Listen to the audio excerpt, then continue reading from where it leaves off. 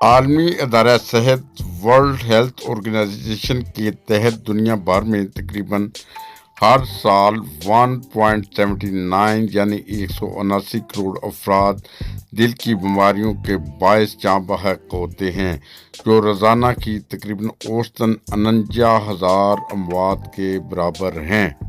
اور پاکستان میں دل کی بیماریوں میں سالانہ تقریباً 4 لاکھ اموات ہوتی ہیں، جو روزانہ اوسطاً تقریباً 1,100 اموات بنتی ہیں۔ خاص طور پر کراچی میں قومی ادارہ برائے امراض قلب میں روزانہ 40 سے 45 افراد ہارٹ اٹیک کے باعث علاج کے لیے آتے ہیں، جن میں سے 15% کی عمر 25 سے 40 سال کے درمیان ہوتی ہے۔ ماہرین صحت کے مطابق پاکستان میں دل کی بیماریوں میں اضافے کی بڑی وجوہات میں غیر صحت مند طرز زندگی، ورزش کی کمی اور غیر متوازن غذا شامل ہیں۔ دوستو، چند ایک ضروری علامات آپ کو بتا دیتے ہیں کہ ہارٹ اٹیک کی صورت میں کہ سینے میں درد یا دباؤ ہو، سینے کے درمیان شدید دباؤ، جلن یا پھر بھاری پن محسوس ہو اور چند منٹ تک رہ سکے یا بار بار آئے تو آپ نے ڈاکٹر سے رابطہ کریں۔ بازو، گردن یا کندھوں میں درد یا بھاری پن جو بازو عام طور پر بائیں بازو، گردن، جبڑے یا گردن میں پھیل سکتا ہے، اور اس سے بھی ڈاکٹر سے رابطہ کریں فوری طور پہ یا ایمبولینس بلائیں اگر یورپ میں ہے تو۔ سانس لینے میں دشواری ہو، معمولی کام کرنے یا آرام کی حالت میں بھی سانس پھولنا شروع ہو جائے تو پھر بھی فکر کی بات ہے۔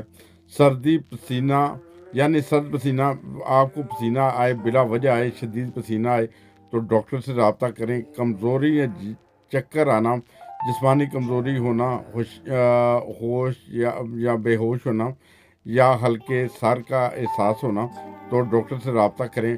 معدے کی خرابی، بد ہضمی، متلی یا معدے میں جلن محسوس ہو تو آپ ڈاکٹر سے رابطہ کریں۔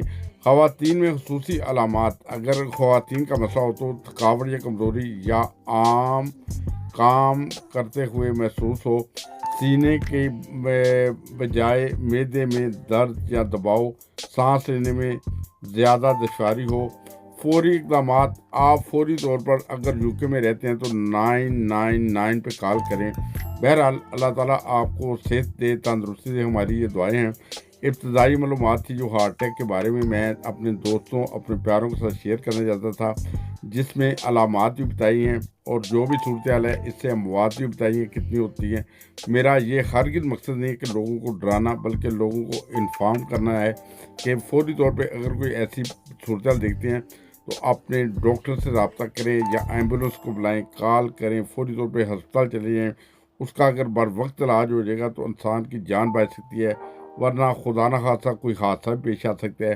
اللہ تعالیٰ رحم کرے، سب کے اوپر فضل کرے، بے شمار فضل کرے۔ ہماری یہ دعائیں آپ کے ساتھ ہیں۔